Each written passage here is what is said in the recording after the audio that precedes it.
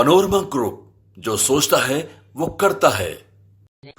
इन्होंने और इनके साथियों ने ये निर्णय लिया है कि जनसुराज के साथ चलकर बिहार में एक नई व्यवस्था, बेहतर व्यवस्था बनाने के प्रयास में हम लोग अपना योगदान करेंगे। मेरे लिए देवेंद्र बाबू किसी पार्टी के नेता नहीं है। जाति में तो चर्चा करना ही बेकार है। देवेंद्र बाबू हमारे लिए उन चंद नेताओं में बिहार में हैं जो चाहे जिस दल में रहें, जिस विचारधारा के साथ रहें, जिस नेता के साथ रहें, समाज में ज्यादातर लोग ऐसे ही होंगे जो कहते हैं कि ये आदमी अच्छे हैं।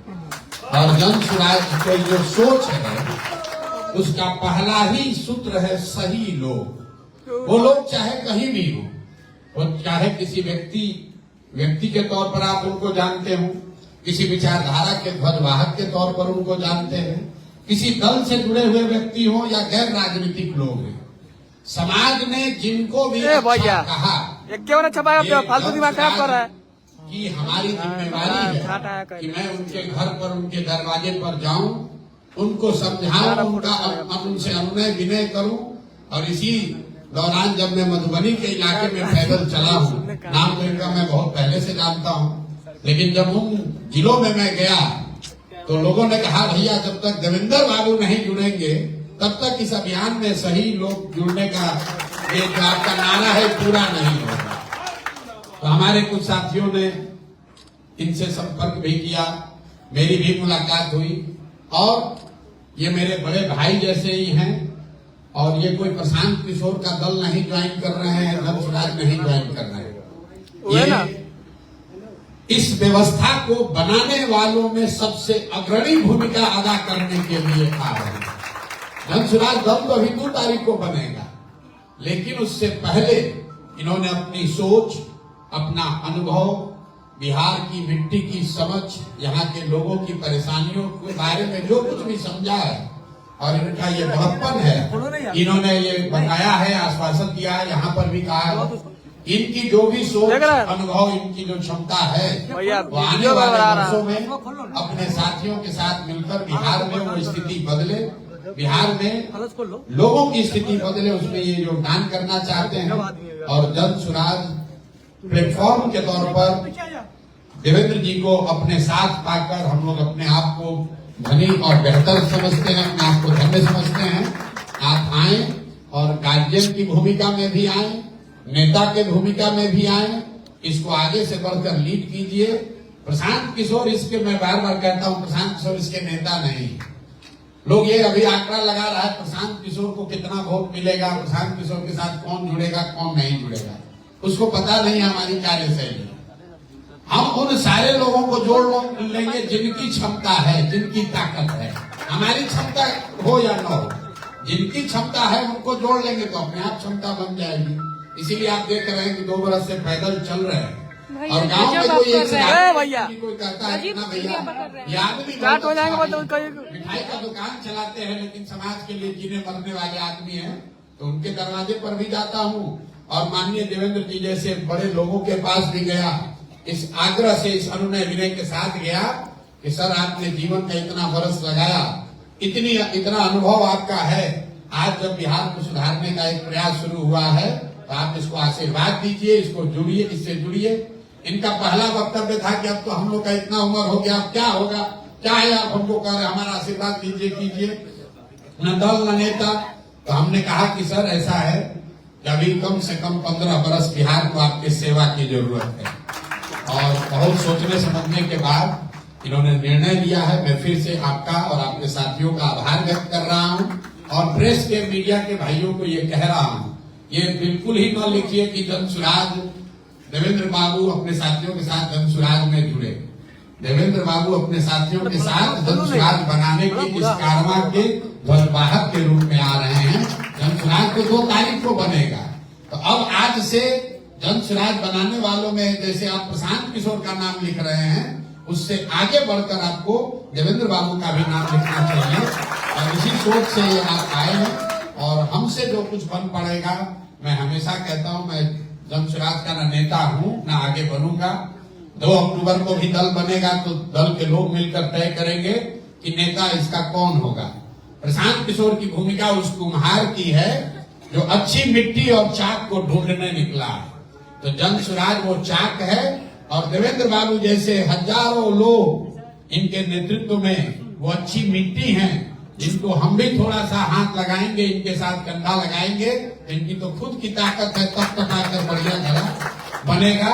तो मैं आप दिल से आपका आभार व्यक्त कर रहा हूं, आपके साथियों का, जिनसे मेरा व्यक्तिगत अभी परिचय इतना नहीं है, मैं उनसे माफी भी चाहता हूं कि आपका मैं नाम नहीं ले रहा हूं, लेकिन ये मैं मान के चल रहा हूं कि जैसे आप ये मान रहे हैं कि जन सुराज में जो प्रशांत जी के साथ जुड़ा हुआ है तो अच्छा ही आदमी होगा, तो मैं भी ये मानकर चलता हूं कि देवेंद्र बाबू के साथ जो लोग टिके हुए रहे हैं वो अच्छे के साथ अच्छा ही रहेगा।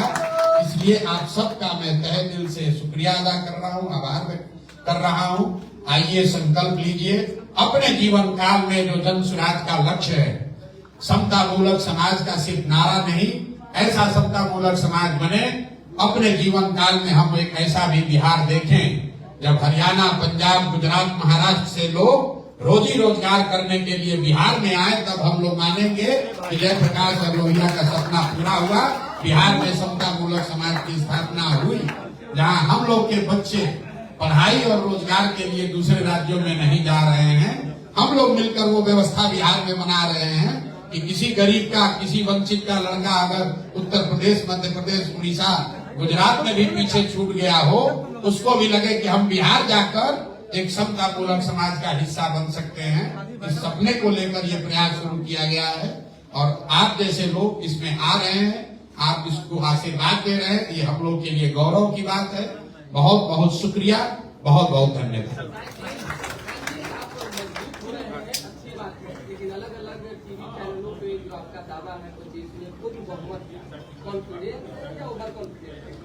मेरे भाई ऐसा है, हम मजबूत नहीं हो रहे।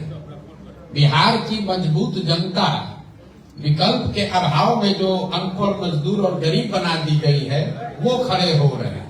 अभी 2 दिन पहले आपने देखा यहाँ कोई 10-15 हजार महिला नेत्री बिना पुरुषों के साथ अपने से चलकर आई।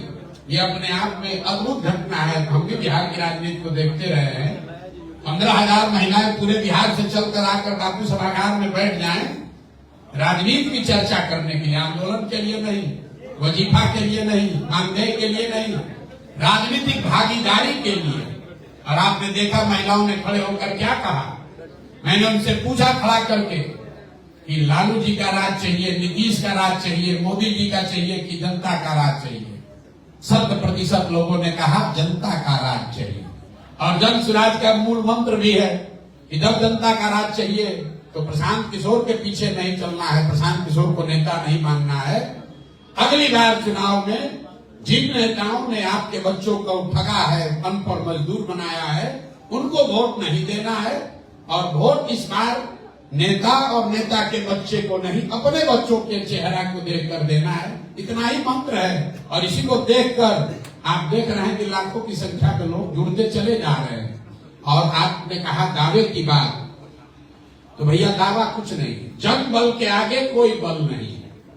मैंने आपको कहा कि जन सुराज, लोगों ने पूछा कितना सीट आएगा, किससे गठबंधन कीजिएगा, तो हमने बताया हम लोगों ने 2 बरस पैदल चल के बिहार का सबसे बड़ा गठबंधन बनाया है। 1 करोड़ जनता ने मिलकर ये दल बनाने का गठबंधन किया। इससे बड़ा कहा गठबंधन पाओगे। फिर लोग पूछते कितना सीट जीतोगे, तो हमने कहा या तो अर्श पर मरेंगे या फर्श पर मरेंगे, बीच में नहीं लगते। लोगों को बात समझ में आई तो इतनी सीट आएगी कि आप गिन नहीं पाओगे। और न समझ में आई किसी वजह से, तो हम लोग वो लोग हैं जो अगले 5 बरस फिर पैदल चलने के लिए तैयार हैं, लेकिन संकल्पित है कि बिहार को सुधारे बगैर मानेंगे नहीं। 2 बरस लगे या 10 बरस लगे, पीछे हटने वालों में से नहीं है।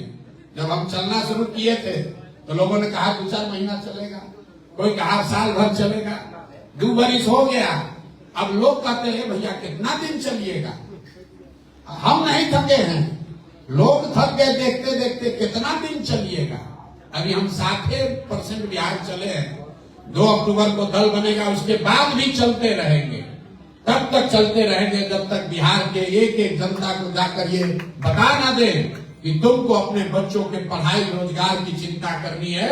किसी नेता जाति धर्म की बात छोड़ो, मंदिर मस्जिद की बात छोड़ो, देश समाज सबकी चिंता छोड़ो, एक बार अपने बच्चों की चिंता करो, एक बार अपने बच्चों को पढ़ाओ, अपने बच्चों के लिए रोजगार इकट्ठा करो।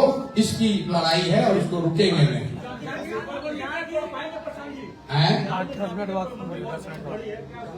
भैया कैसा है, आप लोग को रोज ये सवाल का जवाब देते देते थक गए, लेकिन आप मानिएगा नहीं। आप ये बताइए, अभी रुपौली में उपचुनाव हुआ, रुपौली में विधानसभा का उपचुनाव हुआ। जातिगत समीकरण के हिसाब से यहाँ पर आरजेडी ने जिन महिला को टिकट दिया, लोग बताते हैं कि उनकी जाति के करीब 40,000 लोग उस विधानसभा क्षेत्र में हैं। आप लोग का ऐसा दावा है, जो कि बिल्कुल गलत है, कि जितने मुस्लिम और यादव समाज के लोग हैं वो भी आरजेडी के मंगवा मजदूर हैं। अगर इन तीनों समाज के लोगों को जोड़िएगा तो रुपौली विधानसभा में 1,10,000 वोट होता है और आरजेडी के प्रत्याशी को वोट आया 30,000। जदयू को देख लीजिए, आप लोग बताते हैं नीतीश कुमार को अति पिछड़ा का मसीहा, मतलब इनकी दशा देख लीजिए, खड़ा किए कलाधर मंडल जी को, और उन सारे अति पिछड़ा के कम से कम 1,20,000 रुपौली में वोट है। वो आए दूसरे नंबर पर। जीता कौन? हम नहीं जीते, धनसुराज नहीं जीता है। एक सामान्य आदमी, ऐसे वर्ग का आदमी जीता है जिसके जाति के सिर्फ 8,000 लोग वहां रहते हैं।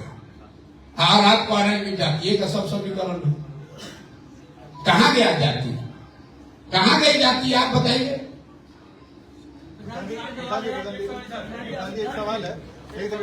एक एक करके आज सुनिए।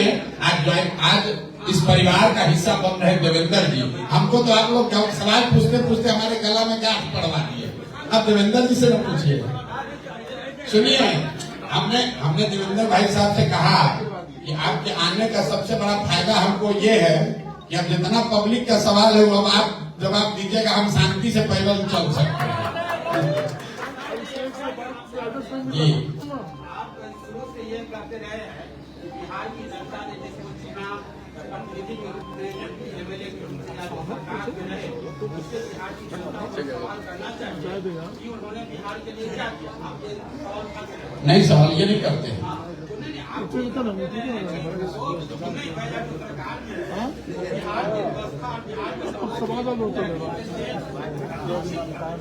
काम नहीं हुआ, इसलिए ना ना ना ना, आप पूरा जन स्वराज अभियान को आप कभी देखे ही समझे नहीं। हम जो बता रहे हैं, हम तो उल्टी बात बता रहे हैं। हम कह रहे हैं कि जिन लोगों ने भी बिहार में सत्ता का सुख भोगा, जिनको भी आपने हमने मिलकर चुना, जिन्होंने भी यहाँ सरकारें चलाई, उन्होंने जो काम किया या करने का दावा करता है, सबको सही मान लीजिए। ये मान लीजिए कि 40 वर्ष कांग्रेस ने यहाँ बहुत अच्छा शासन चला लिया। ये भी मान लीजिए कि 15 वर्ष में लालू जी के राज में गरीब को, पिछड़े को, वंचित को आवाज मिल गया। यही तो दावा है उनका, मान लीजिए। ये मान लीजिए कि नीतीश के राज में सड़क, बिजली, पानी आ गया। लेकिन अगर सबके काम को, दावे को सही मान भी लीजिएगा तो इस बात से कोई इनकार तो कर नहीं सकता है कि पूरे देश का सबसे गरीब, सबसे पिछड़ा, सबसे ज्यादा अशिक्षित, सबसे ज्यादा बेरोजगार, सबसे ज्यादा भुखमरी वाला राज्य बिहार ही है। इसका मतलब है कि जिस रास्ते पर चलकर 75 वर्ष में हम लोग देश में सबसे गरीब और पिछड़े से एक पैदान भी ऊपर नहीं गए, तो ये रास्ता तो बदलना पड़ेगा। ऐसा तो है नहीं कि दूसरे देश के दूसरे हिस्सों में भ्रष्टाचार नहीं है, कि वहां का नेता सब हरिश्चंद्र है, या वहां पर देश में कोई दूसरा संविधान है। लेकिन जितनी गरीबी बदहाली बिहार में है, इतनी गरीबी बदहाली और कहीं नहीं है। ये क्यों है? वो इसलिए है कि विकल्प के अभाव में यहाँ पर लोग राजनीतिक बंधुआ मजदूर बन गए। जैसे आजादी की लड़ाई लड़ी गई थी, उसी तरह लालू के डर से भाजपा और भाजपा के डर से लालू को वोट देने का जो तरीका है, उस राजनीतिक बंधुआ मजदूरी से निकालने के लिए गांव गांव में लोग कह रहे हैं भैया विकल्प होना चाहिए। अब विकल्प बनाने के लिए लोगों के पास साधन नहीं है, पैसा नहीं है, व्यवस्था नहीं है। तो जन सुराज कह रहा है कि तुम पैसे की चिंता मत करो, तुम साधन की चिंता मत करो, चुनाव की चिंता मत करो। गरीब से गरीब का लड़का भी अगर काबिल है, जज्बा है, तो आप आइए, जन सुराज का हिस्सा बनिए। पैसा का, साधन का, चुनाव का चिंता जन सुराज पर छोड़िए और अपने बच्चों के लिए विकल्प नया बनाना है तो खड़ा होइए, यही तो बात कर। सुनिए, आपने जो सवाल पूछा है सर सामने देख के बोलिए क्या हाँ, सवाल पूछा है विकास की बात, और मैं आपसे कहता हूँ किसका विकास, किस कम्युनिटी का विकास, किस एग्रीकल्चर सेक्टर का विकास, किस बाढ़ सुधार प्रवण एरिया का विकास पर ही मैं बोल रहा हूँ। जीडीपी ग्रोथ आप कहते हैं बढ़ गया, बिहार देता है बराबर फिगर। जीडीपी ग्रोथ क्या है? जीडीपी ग्रोथ यदि इस बढ़ने में अपार्टमेंट बन जाएगा, बिल्डर्स लोग यदि ज्यादा अपार्टमेंट बना देंगे, बाइक बिक जाएगा ज्यादा, ट्रैक्टर की बिक्री हो जाएगी शहर में ज्यादा, तो जीडीपी ग्रोथ छलांग मार जाएगा। जीडीपी ग्रोथ हम जानना चाहते हैं what is the content of development. Content of development का मतलब है किस कम्युनिटी का विकास। क्या दलित का विकास हो गया? क्या अत्यंत पिछड़ा के दबे पिछड़े लोगों का विकास हो गया? क्या एग्रीकल्चर सेक्टर का विकास हो गया? क्या फ्लड ब्राउन एरिया जो हमारा 21 जिला है, बिहार की बात कर रहे इसलिए मैं कर रहा हूँ, 21 जिला में आप देख लीजिए अभी बाढ़ का तांडव चल रहा है। आज देख लीजिएगा कोई इंफ्रास्ट्रक्चर नहीं है, सड़क टूट जाती है, पुल टूट जाता है, स्कूल टूट जाते हैं, लोग बांध पर शरण लिए हुए हैं ऊंचे ऊंचे बांध पर। तो फ्लड ब्राउन एरिया का विकास नहीं किए तो जो तटबंध पर जो लोग खड़े उनको तो कोई आप व्यवस्था करते, पुनर्स्थापित करते कहीं पर, विस्थापित करते कहीं पर। कुशहा बांध टूटा उत्तर बिहार में, आपको मालूम है सब कोसी क्या कहा गया था? पुनर्निर्माण किया जाएगा कोसी अंचल का, मिथिलांचल हो, कोसी अंचल हो या ध्रुव अंचल हो, चाहे सीमांचल हो। आज देखिए बाढ़ का क्या तो मैं यही जानना चाहता हूँ विकास हुआ किसका? हाँ विकास हुआ, मैं सपोर्ट करता हूँ। जो सरकार आई है 34 वर्ष में 35वां वर्ष विकास हुआ है बेईमान राजनेताओं का, विकास हुआ है बेईमान ठेकेदारों का, बालिया बालू माफिया का, शराब माफिया का, विकास बेईमान अफसरों का, भ्रष्ट अफसरों का विकास हुआ है। विकास हुआ है जो राजनेता है भ्रष्ट, उनका भी विकास हो गया। विकास तो हुआ है, हम कहा कर रहे विकास नहीं हुआ है, लेकिन जो कंटेंट ऑफ डेवलपमेंट है, जो समूह में जाना चाहिए किसी कम्युनिटी को, किसी एरिया को, एग्रीकल्चर सेक्टर को, फ्लड प्रोन एरिया को, उसका विकास आप बता दीजिए, हम मान लेंगे। न भटकाया जाता है विकास से लोगों को। सर सामने देखिए, सामने सामने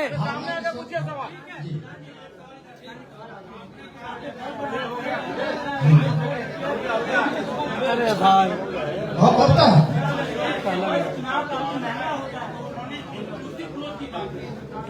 समावेशी विकास। हाँ बोलिए ना।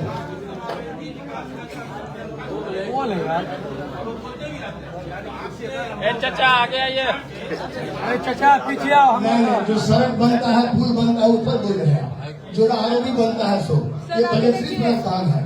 कोई भी गवर्नमेंट आएगा तो करना ही होगा, तो बजट में एलोकेशन होता है, उस एलोकेशन को दिखाना पड़ेगा, नहीं तो एरिया ऑफिसर आपको बताना पड़ेगा पैसा कहाँ खर्च। मेरा भी लोग उठा लीजिए। तो रूटीन वर्क है, ये तो रूटीन काम है, कोई भी गवर्नमेंट ऐसे करेगा।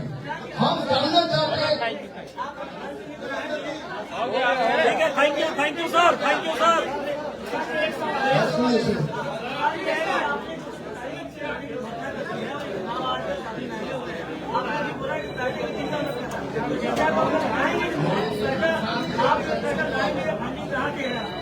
मेरे भाई पिछले 2 बरस से आप लोग पूछते पूछते थके नहीं। अच्छी बात है, बिहार के पत्रकारों में भी उतनी ही ऊर्जा है। 2 बरस से आपको बता रहे हैं कि इस पूरे अभियान को चलाने के लिए पैसा कहां से आ रहा है। पैसा उन लोगों से आ रहा है जिनको पिछले 10 बरस में हमने मदद की है, उनको आगे बढ़ाने में अपना कंधा लगाया है, उनके सामने हाथ फैला रहे हैं, उनसे कह रहे हैं कि पैसा दो, ताकि बिहार में गरीब से गरीब के बच्चे को भी आगे बढ़ाया जा सके। पूरे बिहार में कोई आदमी ये नहीं कह सकता है, कोई माई का लाल, कि 1 रुपया भी उससे किसी ने लिया है, क्योंकि जो लोग यहाँ दल चला रहे हैं वो बालू माफिया, शराब माफिया अफसरों के द्वारा लूटे गए पैसे से चला रहे हैं।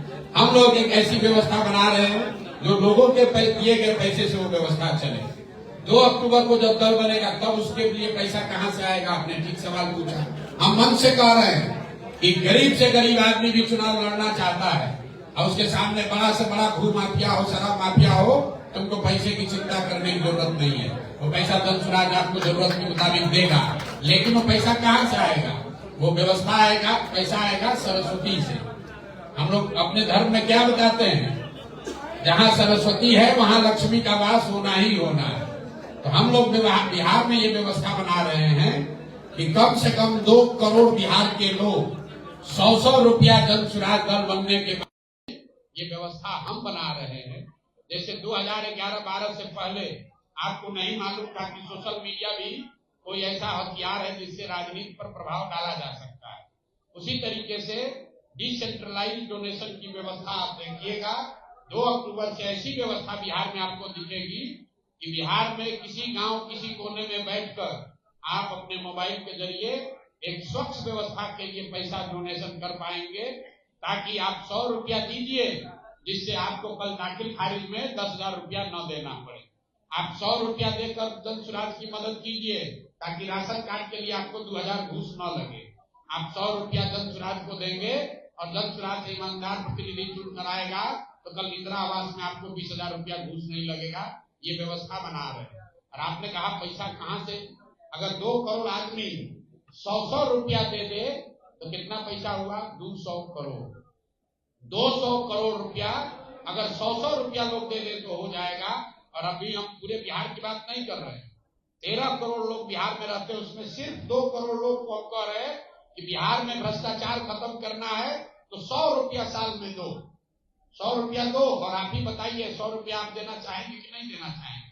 यहाँ जितना पत्रकार लोग आपसे भी 100 रुपया लेंगे और आप खुशी खुशी दीजिएगा, क्योंकि आपको मालूम है कि 100 रुपया देने से एक ऐसा नेता चुन कर आएगा जो कि कल होकर आपके बच्चों का हक नहीं मारेगा, लूटेगा नहीं, शराब और भूमि माफिया नहीं बनेगा। प्रधान जी, आप पर एक आरोप लग रहा है कि आप मुख्य रूप से अभी तक यादव, दलित और बैकवर्ड को साथ लेकर चल रहे हैं, जिसका सीधा फायदा बीजेपी को होगा आरजेडी के वोट बैंक पर चेंज करने की। बाप रे, इतना ना अभी तक तो आप लोग कह रहे थे कि भैया फॉरवर्ड और वंचित और मुसलमान को छोड़ रहे हैं। कम से कम आप लोग आरोप बदल तो दिए। जब हमने शुरू किया तो आपने कहा कि इनसे तो कोई वंचित, कोई मुसलमान, कोई यादव, कोई पिछड़ा जुड़ेगा नहीं, क्योंकि उस पर तो सब पर हमारा बाबूजी का अधिकार है। अब जब वो लोग छोड़कर जाने लगे तो आपको अरे भैया खाली यही को लेकर जा रहे हो। समाज का देखिए, जनसुराज का कोई वोट बैंक नहीं है, कोई जाति विशेष, कोई परिवार इसका वोट बैंक नहीं है। इसका वोट बैंक है बिहार के सामान्य लोग। हर वर्ग का जो सही व्यक्ति है वो जनसुराज में है, और जो गलत आदमी है वो दूसरे दल में है। बस सीधा आप समझ लीजिए। जातीय समीकरण को सही कर रहा है। के साथ आपने लंबे समय तक ममता बनर्जी के साथ आपने लंबे समय तक काम किया। बंगाल के प्रेजेंट कंडीशन पर क्या कहें? देखिए, बंगाल नहीं, मैंने ये बात पहले भी बताई। हमने ममता बनर्जी के साथ ही काम नहीं किया। हमने तो नीतीश और लालू जी को भी 15 में जिताया, लेकिन 10 वर्ष हमने कई नेताओं को, दलों को जिताकर देखा। दल और नेता के जीतने से व्यवस्था का परिवर्तन हो जाए ये जरूरी नहीं। उसको देखे, सीखे, समझे, अनुभव किया और उसके बाद जो पूरी मेरी समझ 10 वर्ष की है उसको लगाकर मैंने जनसुराज की परिकल्पना, जो मूलतः गांधी जी की सोच से प्रभावित है, उस परिकल्पना को लेकर बिहार आए हैं। और एक ही चीज ताकत है इसकी, ईमानदारी और शुद्धता। जो कह रहे हैं वो कर रहे हैं। ईमानदारी से पैदल चलने की बात कहे हैं तो कर रहे हैं।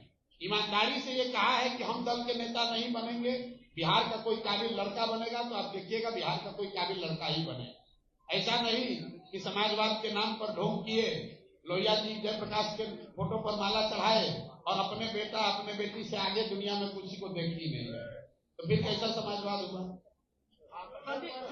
कोलकाता में जो जघन्य अपराध हुआ उस पर आप कुछ नहीं बोले, दुनिया भर की बात नहीं, मैं बोल, आपने सुना नहीं आपने? बिल्कुल, उस कलकत्ता में जो अपराध हुआ है उस पर और इन जनरल भी जो भी गलत हुआ उसकी भर्त्सना कर रहे हैं। लेकिन मैं बिहार से बाहर निकलकर दूसरे मुद्दों में अटकना नहीं चाहता। भाई, मैं केरल नहीं जाना चाहता हूँ, क्योंकि बिहार के लोग मुझे क्या कह रहे हैं, भैया आप में काबिलियत है, आप कर सकते हैं, सुधार सकते हैं, प्रयास जो शुरू किए हैं बहुत अच्छा है, लेकिन छोड़कर जाइएगा मत।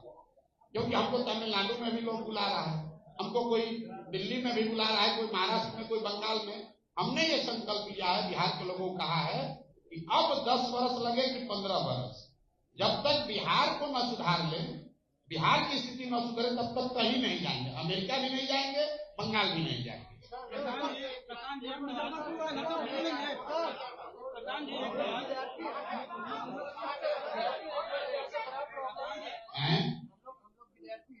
सबसे बड़ा प्रॉब्लम है कि पेपर लीक होता है, समय से एग्जाम नहीं होता है।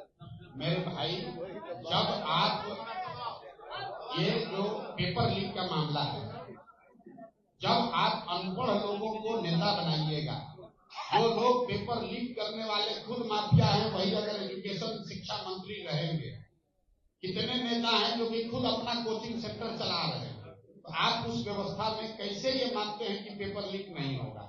कुछ लोगों का सवाल है, भैया पेपर लीक पर नहीं बोल रहे, नहीं बोलते हैं, आगे भी नहीं बोलेंगे। पेपर लीक होना कोई खबर ही नहीं है तो क्या बोलें? जब पेपर लीक हुए बगैर कोई एग्जाम हो जाता है, उस पर टिप्पणी करते हैं। यहाँ तो बिहार में 10 वर्ष में जितना एग्जाम हुआ, सब में पेपर लीक हुआ, कितना बार बोले? और कौन लोग पकड़े गए? जो लोग भी दोषी पाए गए, वो कहीं न कहीं सत्ता में बैठे हुए लोग, जो यहाँ के शिक्षा मंत्री रहे, उनके साथ फोटो आया है, और आप कह रहे हैं कि हम नहीं बोल रहे। अब देखिए,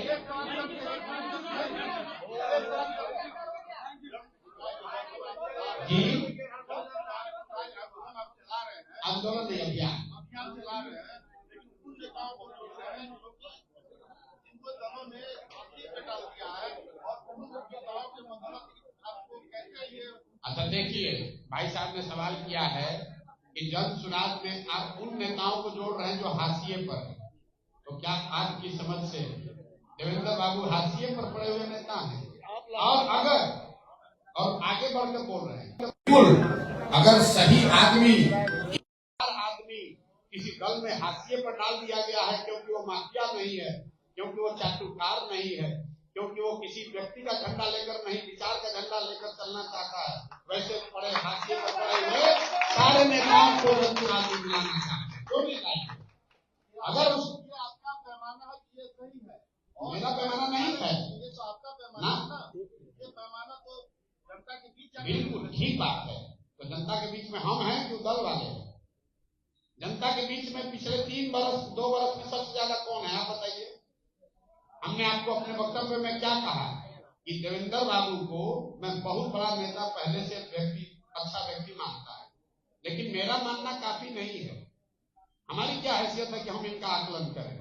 लेकिन जब हम इनके इलाके में पैदल चले, मधुबनी से अभी सुपौल तक जब हम पहुंचे हैं, मधुबनी गए, दरभंगा गए, बेगूसराय गए, खगड़िया गए, सहरसा गए, मधेपुरा गए, अभी सुपौल में चल रहे हैं, कोई ऐसा जिला नहीं है जहाँ लोग ये न कहें कि भैया एक देवेंद्र बाबू हैं, उनको अगर आप जनसुराज में जोड़िएगा तो बड़ा अच्छा लगेगा। ऐसे उसको इग्नोर करना। आपने मुझ पर बोला है, इसलिए हमको बोला है, आपने जनरल बोला है। एक बात मैं आपको बता दूं, अब हमारे जैसे बहुत लोग हैं, देख रहे हैं जो हाशिए पर है, क्यों? हम जमीन बेचकर किसी का जागीर नहीं बना सकते। हम झोपड़ी में रहना पसंद करेंगे, किसी के महल में गुलामी करना पसंद नहीं करते। इसीलिए यही कारण है हाशिए पर जाने। ठीक बात इन्होंने कहा कि भाई अगर कोई चोर है, उस दल का मुख्य नेता है, हम उसको ले कि वो व्यक्ति को ले जो कि हाशिए पर। आप बताइए, आप बिहार के नागरिक होने के नाते क्या चाहेंगे? जिस दल में कोई चोर है और वो मुख्य नेता है, वो उसको ले, उसकी ताकत, उसकी समझ है कि उस दल का जो ईमानदार व्यक्ति है, जो संघर्ष करने को तैयार है, बाहर बैठने को तैयार है, लेकिन नहीं कर रहा, उसको लिया। एक बात याद दिलाते हैं, क्यों हाशिए पे उसका कारण मारना? 1977 में जननायक कर्पूरी ठाकुर महान समाजवादी जनता के 3 महीने में विधानसभा का इस्तीफा दे दिया। जो नेता बहुत बड़ा बने हुए हैं, वो हमसे 1 घंटे का सीनियर था। 77 में मिले हुआ था, और ये बने थे सारण से, नाम कहने की जरूरत है, में प्रमुख।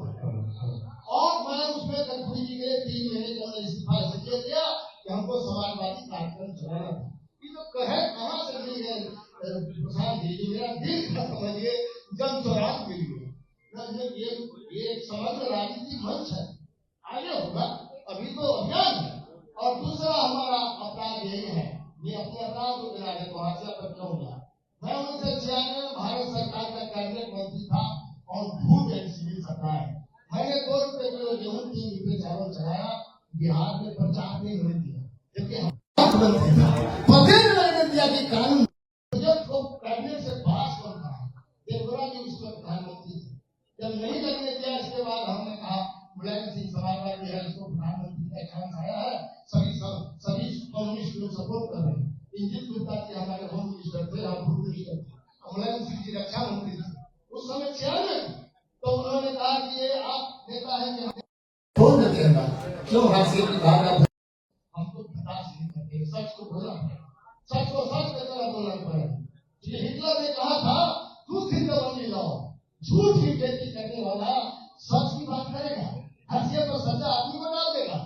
ये हिटलर भी किया था, नहीं था करना था झूठ की खेती, लिख दिया प्लेट में truth in the only law. ये लोग वही लोग हैं। मैं इसलिए कहता हूँ मुझे 1 साल के अंदर कैबिनेट मिनिस्टर से हटाया गया, काफी अनुसार है, क्योंकि हमको समाज का दर्द था, हम थोड़े नहीं पार्टी, हमको हटाया गया। तो मुलायम सिंह का नाम क्यों लेते हो? समाजवादी प्रधानमंत्री हो जाएगा तो हम कहा जाएंगे? इतने बड़े महान नेता हैं, आज तक नहीं बने, अब तो जेले उन्हें का यात्रा है, तो हम क्या करें? हम निकल गए हैं, पीछे नहीं हटेंगे।